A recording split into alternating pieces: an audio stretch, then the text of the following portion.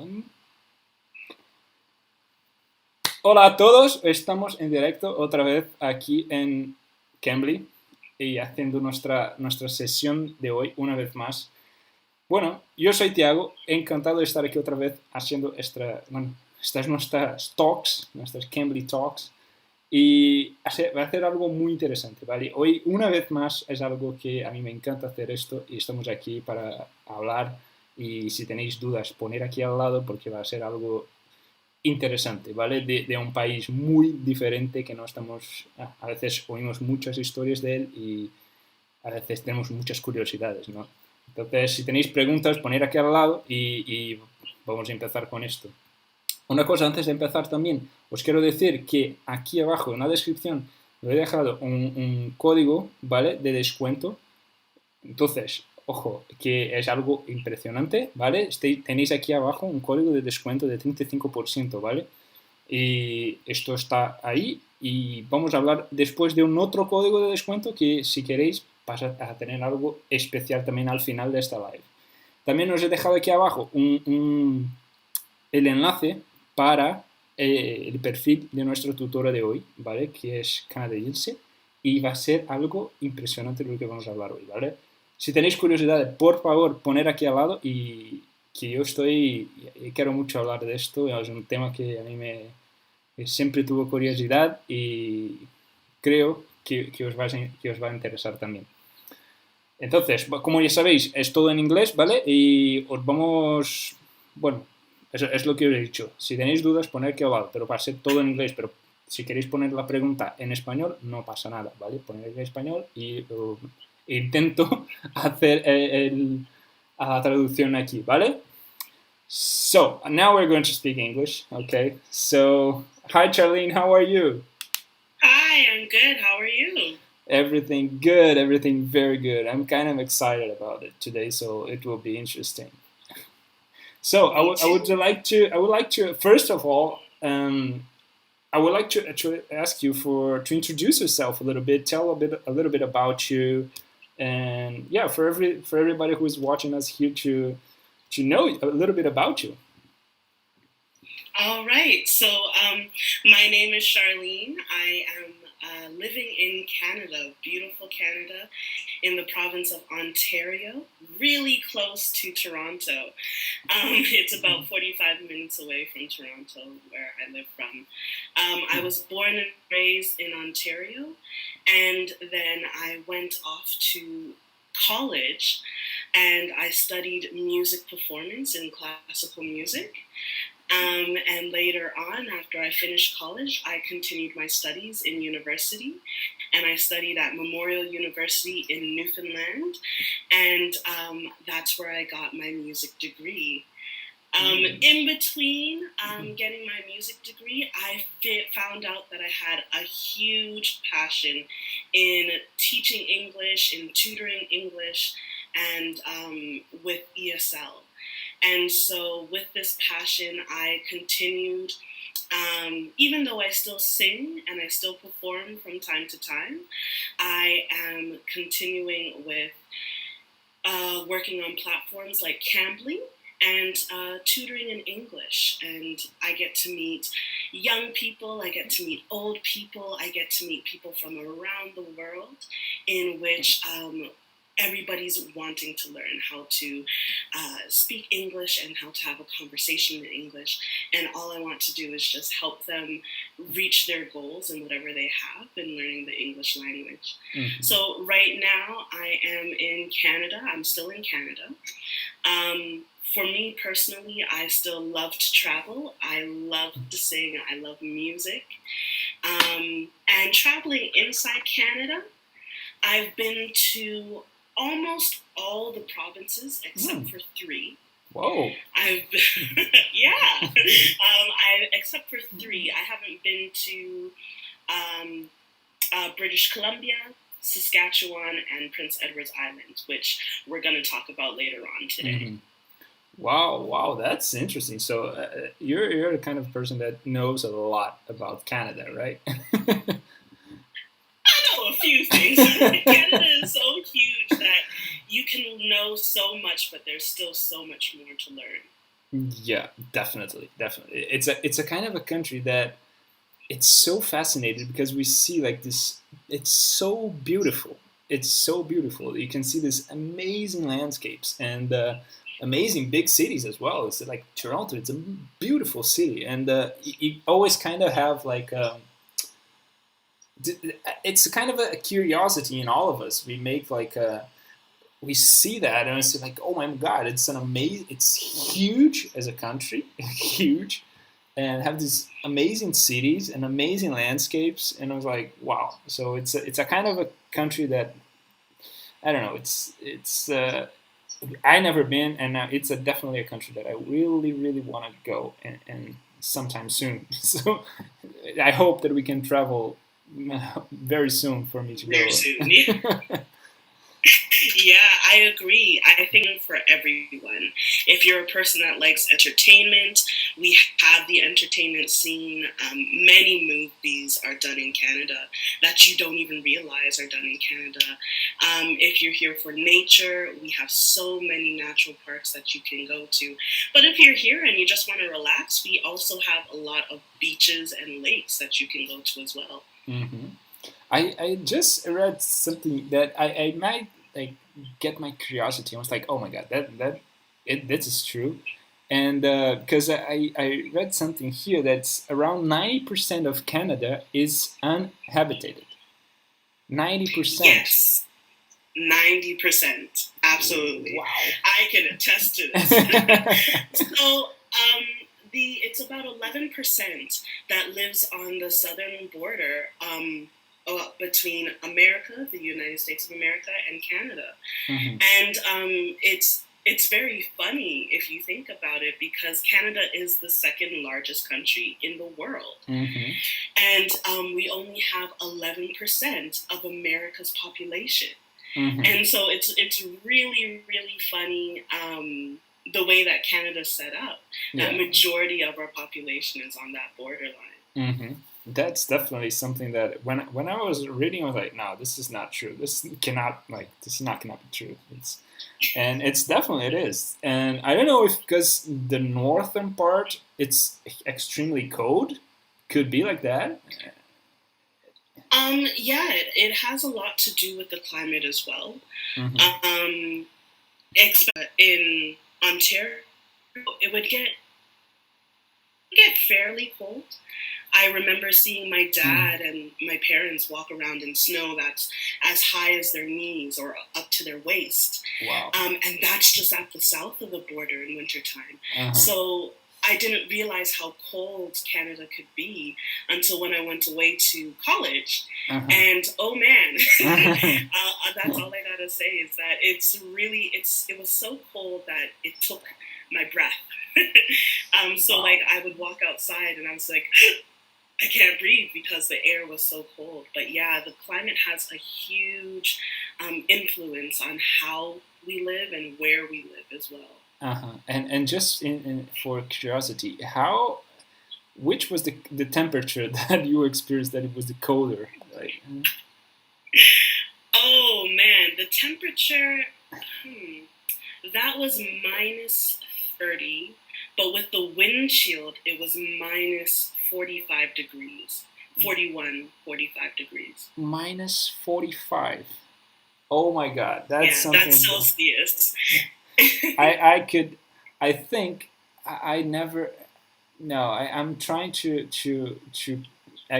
imagine a world with minus 45, but I cannot. I just cannot. I think that the Yeah. coldest that I've ever been was minus 12, and it was extremely cold already, and I cannot Yeah. picture myself into minus 45. Oh yeah, I definitely agree. I know that as soon as it hits zero, I'm like, that's it. We're putting on many layers. We're putting on our boots. We're putting on our gloves. We're covering our face. Uh-huh. Minus 12 is like the beginning of winter. Oh my god. In I know in Ontario, especially last year, we had minus 20 with the wind chill of minus 30. Now, the reason why we include the wind chill is that the wind and the coldness that the wind brings changes the temperature. So you're feeling an extra set of coldness when that wind blows. So we always try to include the wind chill when we're talking about temperature in the wintertime. Wow. Yeah, well, I definitely, I try to understand. I will not say that I understand, but I would try to understand at least. But yeah, it's definitely, when, I mean, here in Madrid, when it comes around 0, I'm already freezing. I was like, please come back summer. I will not. And it's huge when it got, sometimes you have snow here in Madrid, but I mean, it's nothing, snow until our knees. It's nothing like that. And it's already freezing cold for me. So yeah, but it's an experience worth living. I think I would love to experience that one day. Definitely. Absolutely. I say that everybody should experience Canada in both the summertime when it's really hot, like today, where it's like 32, and then when it's really cold, like in the wintertime when it's the minus double digits. Wow. Yeah, that's amazing. I mean, I have a few questions that I wanted to ask you, but I'm seeing here that we are receiving a lot of questions. So thank you everybody for sending the question. We will try to answer some of those, and I would like to start with some that I'm seeing that a lot of people is asking. It's about the immigrants, and actually they're saying like, would you consider Canada a better place for immigrants than the USA, and why? That is a very, it's a very hard question to answer. Yeah, thank you for that, Vanessa. Thank you, Vanessa, for sending your question.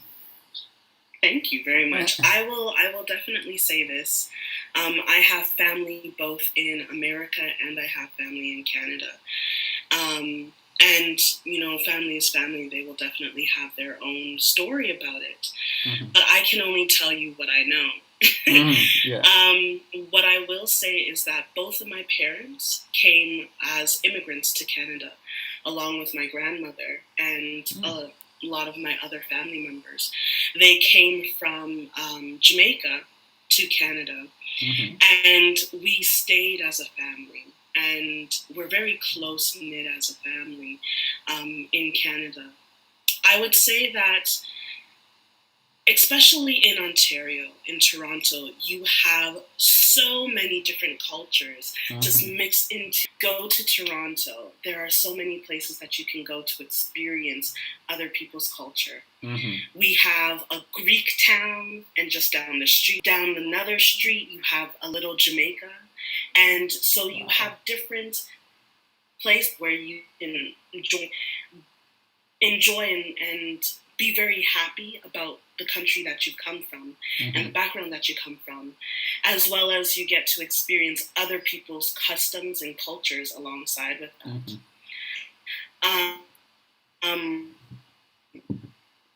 I will also say that in Canada, especially in the summertime, we have something called Carabana, which is also known as Carnival. And Carabana is a celebration of the Caribbean islands.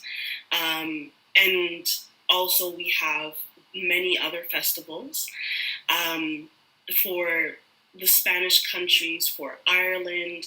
We support and we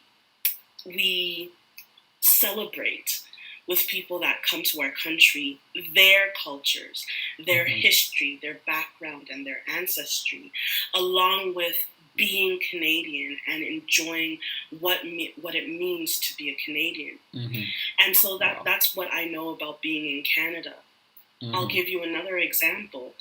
My sister, she recently married somebody that is not Canadian. And having him become a Canadian was fairly easier than what I actually expected, than the stories that we heard. And so having that type of relationship that Canadians want to keep families together. They want to keep married couples together. And so they will try their hardest to keep families together in one country. So that's what I do know about Canadian immigration. Wow, that's amazing. So first of all, congratulations for your sister. send my love to her and say that congratulations. And that, yeah, wow, that I think it's an amazing when in a country, it's the mentality of the people in this country. It's open to receive other cultures in general. I think when we are close and we cannot see and experience other cultures, I don't know. It's a kind of it's so small. It's a kind of a mindset so small and so egocentric in a way that it's have so much beautiful things in the world that I think it's beautiful what you guys do in Canada. So congratulations for that as well. I mean, amazing. Thank you. And I will have one question now, specific about Canada in general. I don't know if you will know or something about that. And we received the same questions that I wrote here as well. We received one, and it's from Amy. And thank you, Amy. I wrote the same questions as you just wrote, and she want to know what does the leaf in the Canada flag means. A wonderful question. That is just a fantastic question. Thank you so much for asking. The leaf in Canada represents the maple leaf. That's another question that I had, but yeah. Well, I can tell you what I remember when we were growing up and we were learning about the Canadian flag. The leaf for Canada represents the maple leaf. The maple leaf is a very popular tree, the maple tree is a very popular tree in Canada because it gives us something that everybody loves, maple syrup. And so the maple leaf, it just represents the pride that Canadians have of their country. Like we were talking about before, 90% of Canada is uninhabited. However, we pride ourselves in making sure that Canada has its natural resources, and we keep in mind of keeping our natural resources. So that representation in the flag just shows how much pride we have for our country. That's amazing. I actually, I never realized that the leaf is from, interesting. I never realized that. Because it's another thing that I wrote here as well, and it's so curious that I made a little research, as I told you. I was doing a little research, and I found out that more than 70% of the world maple syrup, it comes from Canada. 70%. And we're like, wow. It's a kind of you guys are definitely the number one country in this domain. In this domain, definitely. I remember as a kid, we were curious of where maple syrup came from, and my mom took us and we went for a hike in the fall. Now, maple syrup, harvesting maple syrup is done in the late fall, early winter time. So a little bit of snow is on the ground. And so we went for a hike one time and we just saw how maple syrup is made. And so it's really interesting. And I think we take a lot of pride in how we make maple syrup and the trees we use in order to make maple syrup. It is very nice. I recommend you go to Montreal and try their maple syrup. They have really great maple syrup if you want to try anything. That's interesting. So, and depending on the region, it's like I didn't know that you guys taste like these kind of, in this region it's like a wine, so it's in this region it's a better maple syrup than in this region. It's like that. Yeah, because the trees are all different in the location that you are. Mm-hmm. So you'll have Ontario maple syrup, you'll have Quebec maple syrup, you'll have maple syrup from Saskatchewan and Edmonton, Alberta, and you have a very special type, very expensive type of maple syrup from Ottawa, our country's capital. So it depending on where you are, will depend on the type of maple syrup you have. Mm. That's I just received a comment here. I was reading, and it's from Luana, and she asked about. She said, "I love maple syrup. The festivals of maple syrup still happens in Canada." Yes, it does. It is so huge. Well, I think we're going to change it this year just a little bit, but it is Mm. still very huge. Honestly and truly, I think that if it's something that's done in nature, we won't stop it from happening. So Mm-hmm. any festivals that include nature, it's still very big. People still participate in it, and they still are very enthusiastic about it. Mm-hmm. Wow. And which one is the most famous one? There's like they do like a big party. How it actually works? I don't know about The one that, the last one that I've seen, I don't really watch it all that much. it. The last one that I've seen was the one in Ottawa. Mm-hmm. And so it was a very big one where a lot of famous people came around. The one in Ottawa, because it is the capital city, and that's the best one that I've seen on TV. Mm-hmm. Interesting, interesting. And I mean, we have so many things about interesting about Canada, and it's there is a few things that as you talked about famous people and going into that, I I don't know if you guys know. I would like to ask for you guys to put it in the comments here. If you guess two very, I mean, I know two, but I think there is a lot more. And but two very famous singers that like huge, two very famous singers that are actually Canadian, and a lot of people I think they are Americans. And Yeah, I know just I'm, two, and I definitely think there's a little bit more. And there's so much more. I know these two because like the first one I already knew. I would like to. I'm kind of curious if you guys know a few uh, famous people from Canada. They actually that you think that was from the United States, but they are actually from Canada.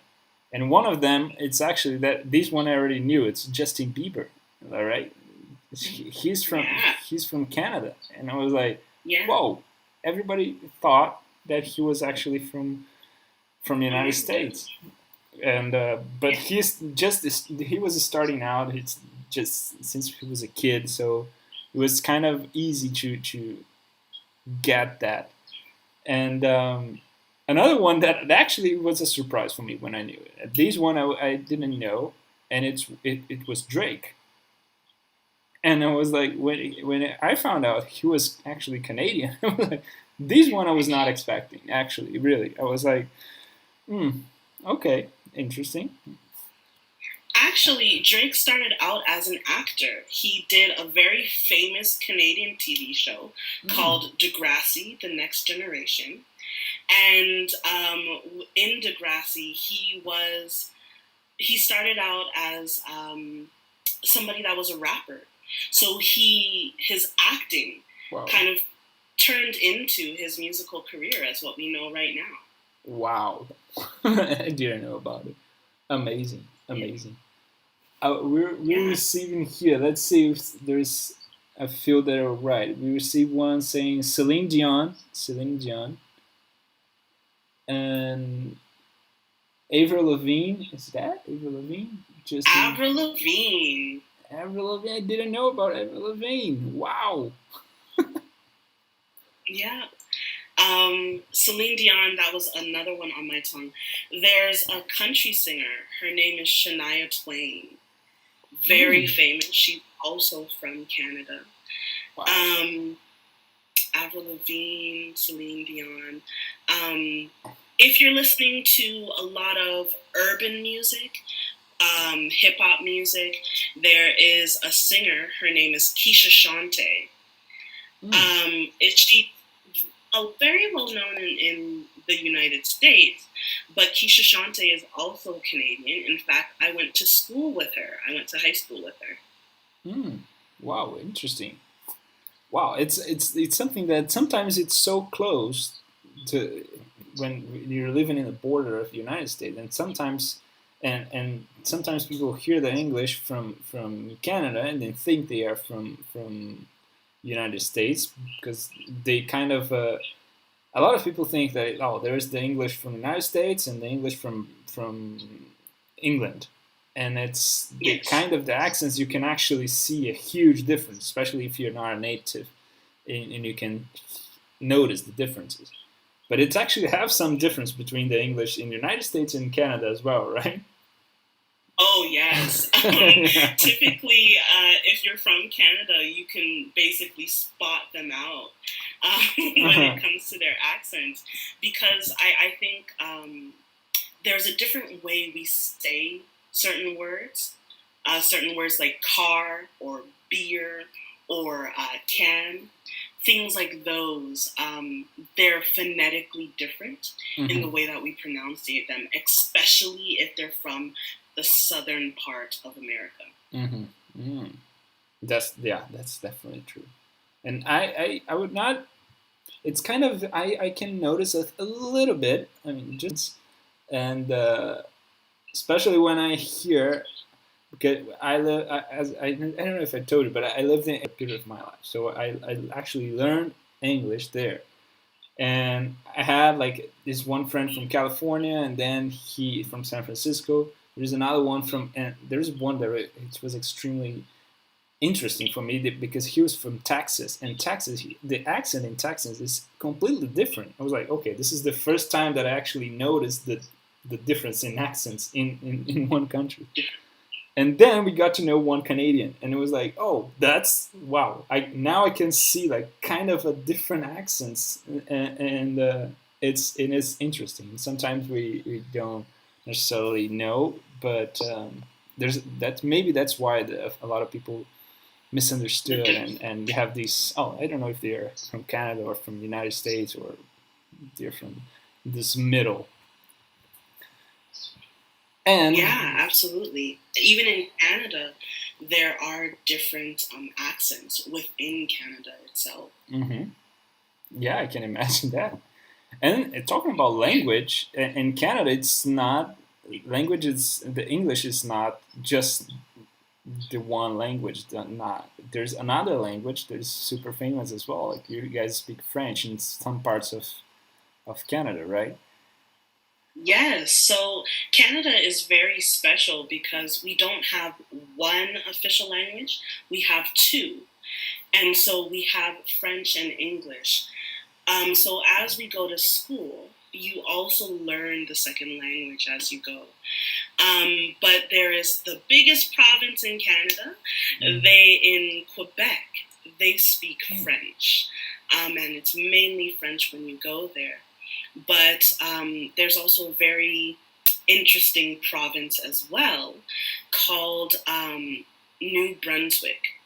New Brunswick is the only bilingual province where everybody speaks French and English.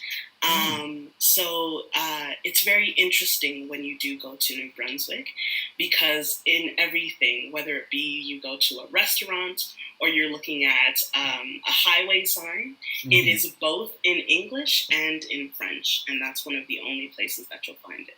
Wow. So in Quebec, how would you say that? It's Quebec? Quebec, yes. Quebec. So in Quebec, it's everything in French. Everything's in French up until when you reach the border between Quebec and Ontario. Ah. Then they start changing back to English. Ah, okay, okay. Yeah, but yeah, that's interesting. But most of the people, at least, I didn't know that in the whole country you guys had like French and English in the school. That's interesting. Yes. As a child growing up, you learn the national anthem in French and you learn the national anthem in English, which I think is very unique. Ooh, very nice question. Thank you very much. Yeah, the typical food of Canada. That's interesting. The typical food of Canada. Food of Canada it's very amazing. I can tell you right now, I have a vegetable garden in my backyard. We have so many tomatoes this year. So it's very easy to make tomato or to grow tomatoes in your backyard. I also have cabbages and kale and zucchinis. So it's very easy to grow a lot of vegetables in the summertime. Mm-hmm. In terms of food, Canada's famous foods, let's go by region. In the east, you have a lot of berries. So you have blueberries, you have raspberries, you have something called partridge berries, which is a very sour berry that you have, and it's very red. If it gets on your clothes, it's stained. Uh-huh. Just accept it. We also have a lot of strawberry picking. If you go to the central part of Canada, so Ontario, we have a lot of grapes. We have peaches. We have sweet peppers. What else did I get? Plums. You can go picking for them. In the fall, where we go, we have a lot of apples. Different types of apples you can get there as well. And then if you go to the east, same thing. You have a lot of fruits and you have a lot of vegetables that are growing in the east. So things like nectarines and nectarines, tomatoes, cucumbers, things like that you would go and you would get. Actually, Prince Edward Island, the smallest province in all of Canada, is known for having potatoes. So it's like a very large source of exporting potatoes in Canada. Wow. In terms of my favorite food, the reason why I brought up potatoes, we are known to have poutine. So poutine or poutine is something that you have fries, cheese curds, and gravy. Sometimes people put bacon on top of that, but it's to you. And a poutine is just so yummy. Wow. It's so yummy. It's cheesy and it has a lot of fries on top of it. Another thing, especially in the east side, can you write it in the chat here for us, and then we can actually share it with everybody. So, guys, if you want to know it, right here, poutine. So, just Google it. Let's see. Yeah. Poutine, it's a very famous fast food thing that you can get. There are many poutine restaurants in the east as well as in central Canada. And it's really just fries, cheese, gravy, and you are in heaven. Wow. One of my other favorite desserts, actually, is called a bear claw. And it's kind of like a bread that they put powdered sugar and cinnamon on top of, and it's in the literal shape of a bear claw. And that is really good on a hot day when you're coming home from a baseball game or when you're just walking along the boardwalk coming home. Wow. Can you write this one as well for everybody to know? We definitely want to. We're going to share in the comments here as well, as you just put it in a poutine. But definitely, guys, if you had a chance, try that. I will. So you should. Yeah. A lot of Canadians love to have bacon.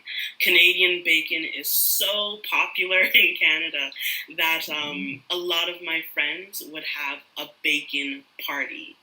So they would just buy a lot of bacon from the grocery store and fry bacon, bake bacon, put bacon in a lot of types of food like mashed potatoes, and just eat it. They really do love bacon. Wow. Interesting as well. Well, definitely bacon with potatoes. It's a good combination. Yeah. Yeah. Absolutely. In terms of my favorite meal, Mm-hmm. dinner time is my favorite meal, and I love spending time with my family and having dinner. One of my favorite things that I've learned to love in Canada is called moose meat. I'm going to type that as well. Yeah. So moose meat comes from a very popular animal, the moose. And I've had moose sausages and moose burgers. During Canada Day, you would most likely find it. So in July, you would most likely find a lot of moose meat on sale. And I love a moose burger. Mm-hmm. It tastes so great. It's very gamey, and it's a bigger size than a regular hamburger, but it tastes just like a hamburger, and it is very juicy. Some people have described it as gamey, like it has a lot of game, especially if it's a wild moose. Interesting. That sounds good. I would definitely want to. I mean, we should. I would definitely research if I have some Canadian restaurant here in Madrid. We should. If not, it's an idea for some Canadian. Send some friends here to open a restaurant here, please. I'm definitely. Absolutely. I mean, when talking about food, it's something that it's a topic that I love. So I'm so curious about how people actually have this relationship with food, and especially as you said, the meal. And I would like to ask you what, in terms of in Canada in general, what the meal that you think is the most important for the Canadians? Canadians love dinner time, especially dinner time on the weekends. I find it's very important. And so dinner time, it brings the family together because you might have an early morning practice, so you can't really have breakfast, and lunchtime you're either at school or you're at work or something like that.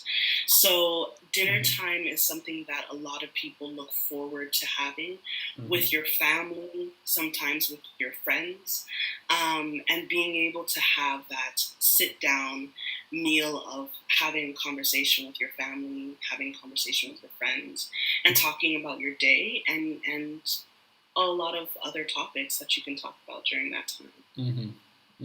That's interesting. Yeah, I mean, yeah, definitely.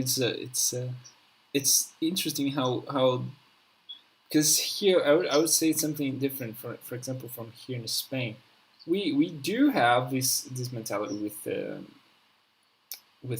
dine when you sit to have a very good at night, late at night, and we go with our family and so.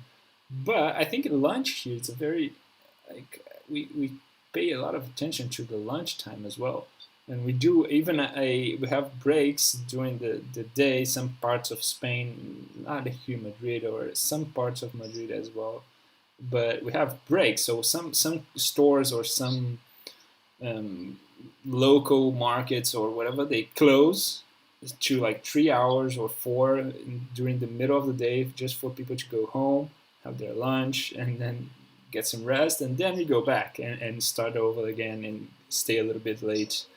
So it's an interesting fact how different the culture is in these countries, right? So that's why I asked you about, just in case to realize how different it is. So it's super interesting.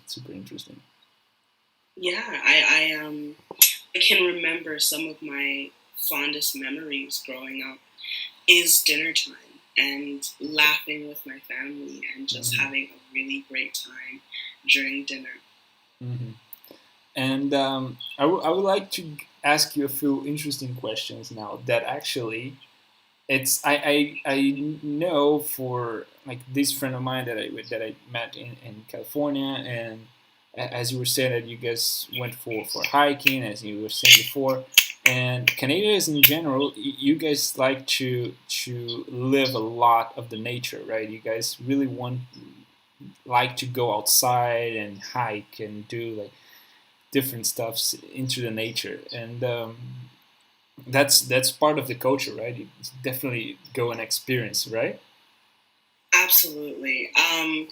I can tell you that the first time I went camping, I was 3.5 years old, and I have been camping ever since. I love camping. I think camping is amazing. Other people, like in our neighborhoods, you go for walks or you go for hikes. For example, my mom, every morning, 6 a.m., she's out and she's going for a hike. Mm-hmm. Even when I was in college and university, there were so many people that on the weekend they would say, let's go for a hike, let's spend the day outside. And experiencing nature is just always around us. I know in Ontario specifically, and in some parts, other parts of Canada, in the neighborhood that you have it, so wherever the houses are, there is at least one walking trail that is in that area, just for you and your family to go out and go for a walk. Mm-hmm. That area might have a little lake, it might have a brook, and there is a natural habitat there. You might see foxes, you might see birds, you might see little different smaller wildlife around that area, but we like to keep the preservation of nature within the neighborhood that we're living in. Mm-hmm. Wow, that's amazing. That's I think it's an example for a lot of cities around the world to make these. Sometimes it's, as you said, this little trail in the neighborhood. It's something sometimes so simple, and some governments are not actually caring too much about it. And but it's sometimes if we think about it's difficult things that we should do or shouldn't do, or and it's not that true. As you just said, it's sometimes something very simple, and you can just apply it very fast, and yeah, it's definitely something worth living and actually using as an example. So if you guys are listening here, just if you have anything similar in your neighborhood, so tell us about. It's your people is actually putting outside. You were like you guys want to go outside and experience nature and experience outside. It's something interesting and not like just stay at home. Just go outside and experience, live. So that's interesting about it. To ask you because I already kind of knew it, but I really wanted to make sure. Yeah. I think Canada promotes going outside and being active outside rather than going to a gym. And going to a gym is very important, but having that exercise outside is also equally important to get the oxygen going and just breathing in natural air. It comes to one of the things that I was researching here, and it's actually in Canada have like national parks that are actually bigger than a lot of countries that we know. And yes, absolutely. I wrote that down too. Yeah, really, that's an amazing. When I was reading it, I was like, okay, so you guys have a national park that is bigger than like Denmark, bigger than Switzerland. It was like, come on. Yeah, that's actually our biggest national park. Our biggest national park, it's in Saskatchewan. And like you said, it is bigger than Denmark. It's bigger than Switzerland. Which Wow. after I looked at it, I was just like, wow, we really have that? That's amazing. Yeah, definitely it is. Definitely it is. And it's super, like, you have to maintain it because it's, when we start these kind of destroying everything, it's we start to lose a lot of the identity and the history and the natural resources and whatever. So I think it's super interesting for you guys to maintain that, and should be Yeah. bigger than a lot of more countries. especially knowing that you guys are the second biggest country in the world, and just 10% of that is populated. So I mean, imagine the amount of land that you guys have to Exactly. to protect. It's just to protect. Yeah, I think a lot of us as Canadians feel like we have a duty to ourselves and to our country to preserve the naturalness of our country and to just make sure that amongst the new technologies and the new cars and the factories and all these things that we're doing to export goods, we're also taking the time out to preserve the nature of the country. Mm-hmm. And it's funny enough that you mention to protect, because did you know that Canada and Denmark, well, technically Greenland, Uh-huh. they have been in a dispute. Bottle of Canadian Scotch. Denmark would come over and they would put their flag down and a nice little bottle of Denmark schnapps. And that's been going on for decades now Wow. about who owns this little piece of land. So I think it's been about 45, 50 years that this little feud has been going on between the two countries. Wow, I didn't know about it. Definitely interesting. I would definitely research more about it. Wow. And it should be an interesting piece of land, or it's just a normal piece of land. It's a very small piece of land. It's called the Hans Island. I'm gonna type it down. Yeah. The Hans Island. It's a very piece of land. It's almost like a big rock. And so this dispute has been going on for years now. And we just keep it up. There's no fight between us. It's just a really nice exchange of Canadian whiskey and Denmark schnapps. Wow, it's a kind of a fun fact. Something like definitely interesting. Definitely, I would definitely research about these Hans Iceland. Definitely research. And as we go into the fun facts, I would like to. I was reading something that I thought it was this is the probably one of the most interesting fun facts that I ever read in my life. And it's actually that Canada is the first country in the world to create a landing pad for aliens. Yes. I thought that this, when I started to read, I was like, no, this is not cannot be true. And I was like, well, maybe it is. And, and it's actually, and it says here, um, even Canada's Minister of National Defense at the time, Paul Heelan, there, I don't know how to pronounce that, was there for the unveiling. And the platform weighed just over 130 tons, and the concrete structure actually contains a time capsule to be opened in 2067. That's amazing. It is. I think I sometimes Canada does not take themselves very seriously. We love to laugh and we love to have a sense of humor. I think, and that is just a clear example of it. Yeah, just in case something like that might happen, ready for it. Definitely, definitely. It's something I was reading like, just I mean, I was like that when I started to read. I was like, no, this cannot be true. This is just this fake news stuff that everybody. But it's actually true, and I was like, oh, that's amazing. That's amazing. And another Yeah. interesting things that I saw here, especially when we that's talking when we talked about the Quebec, no, Quebec. Quebec. Oh, that's difficult to pronounce.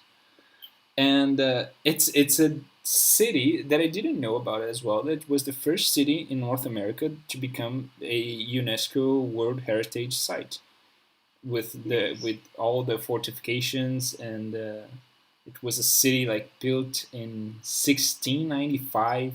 Like, wow.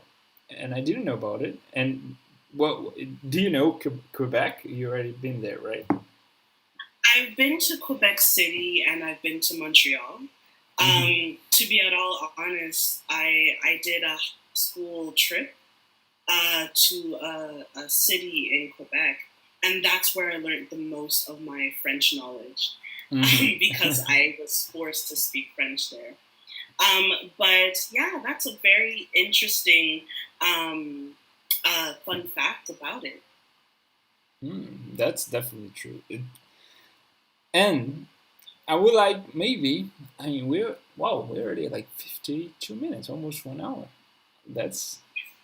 I would like to, let's say, I see here that we received a few questions asking about the people in general, and I would like to maybe like ask you this one last question, and that's related with the people of Canada, and because I saw here a few people asking like how's the people, everybody's nice, and a few things related to that. And I think it's. I think I first of all I will say my opinion, and you correct me if I'm wrong, but it's something that I'm reading here as well. I think the Canadian people are super nice, even because they created an apology act, and it's really serious, guys. And I would just type. I was just read here what is that, because and then Charlene can talk a little bit about it for us to finish how amazing the people in Canada are. And it's written here like Canadians are known for their politeness, but they say sorry so much that an apology act was passed in 2009, which made apologies in court. So, Yeah. an apology means an expression of sympathy or regret, and not an admission of fault or liability in connection with the matter to which the words and actions relate. So, I think that this means that you guys are so amazing that you have to approve something. But I would like to hear from you, and then we can finish with that, just for us to know how amazing the Canadians are. Oh yeah, I think that Canadians and experiencing Canada. That's why I say you should all come to Canada and experience it for yourself. If you need help, we're there to help you. If you need directions, we're there to give you directions. If you need anything, we are more than willing to help you, no matter who you are, where you're from, or what you look like. All we want to do is just be helpful, be kind, and be caring to one another. And so I say that as a Canadian, in that it's just in our nature. The Apology Act is hilarious to me when we first learned about it, because you can say, "Oh my goodness, I'm so sorry," but it doesn't mean that you're guilty about it. It just means that you're really sorry about what has happened. And I remember even in school, I would apologize so much that my teacher's like, "Stop that. You don't have to say sorry all the time." So absolutely, wow. Canada is a very kind set of people, and I think that anybody that comes here will definitely agree that all we want to do is to make sure that you and the people around us are safe, healthy and happy. Wow, we couldn't finish in a better way. Actually, I think it was amazing, amazing. And I would like to say for everybody who is here watching us, if you guys want to have a class with Charlene, we just put it here in the description, her link, so you can click there and then go direct for in her profile in Cambly.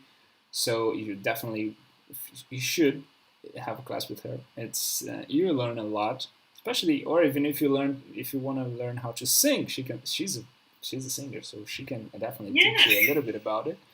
And I think it was amazing. I would like to say for you guys as well. We're having a promotion here, so if you guys want to have these start learning, just click here, use this code, and you have a free first class, and then you have 35% discount. So use it and use it and have the class with Charlene. You just had that, so you have the first class free. So use it, and I would like to say thank you very much, Charlene, for having us here, for sharing all these interesting facts. It was amazing. I would definitely have more things to talk about. We can definitely do more of those live sessions if you want it. Absolutely, yes. I had so much fun here, and I hope everybody watching and listening in, they learned something new about Canada. Definitely, definitely. And we will definitely talk about more of different things. And if you guys want to have more questions, just keep putting here in the comments. We will try to answer all of those. And or if you have any specific question, you can have a class with Charlene, and she will tell you everything about it. And it was amazing for having you all here. Thank you very much, and we will see you guys in the next week again. As you already know, all every Thursday we are doing that at your time zone. I would say 10 o'clock at Madrid, but depending on your time zone. And I hope you guys enjoyed. I hope you guys learned a lot about Canada, and we will definitely do more of those live sessions because Charlene is amazing. So we will do that. And those, thank you very much, Charlene, one more time. And do you want to say one last thing for the people who are watching us here? Um, Thank you so much for having me, actually, and I hope that I will see everyone very soon. Also, like, if you do have any questions about Canada, feel free, come on to Cambly, ask me, and I will definitely try to answer you as soon as possible. That's amazing. That's amazing. So thank you very much, and we will talk, guys. You will see soon. All right. So thank you very much. Muchas gracias a todos por estar aquí. And one more time, Charlene, thank you very much. So, guys, bye bye. See you next week, guys. Bye bye.